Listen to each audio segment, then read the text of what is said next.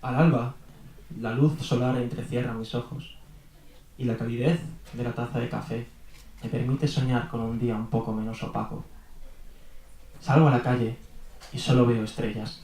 Estrellas que van a buscar su luz. Una luz que solo admiran en la pantalla del teléfono. Pequeños granitos de arena en un desierto, amargo e inhóspito. ¿Acaso soy yo uno más? ¿Acaso soy yo en este mar solo una mera ola? ¿Acaso soy vaivén encerrado en mi rutina? Soy un casual androide con inteligencia artificial, programado por la sociedad para quien tiene la billetera llena y yo no ser peligroso.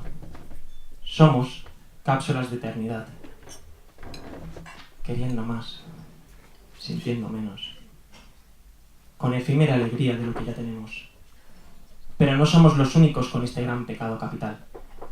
Las flores, el río, el cielo e incluso el mar, todos portadores de esta gran enfermedad, la inconformidad.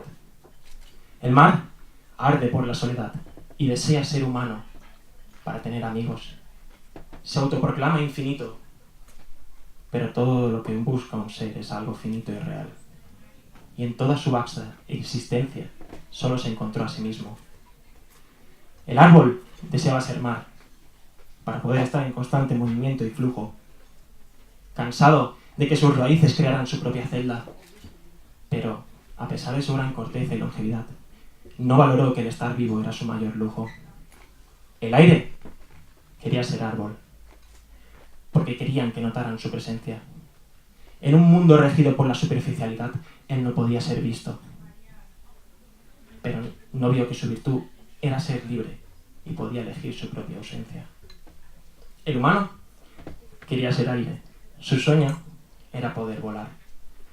Entonces, solo quiso no ser más una cápsula y encontrar su propia libertad.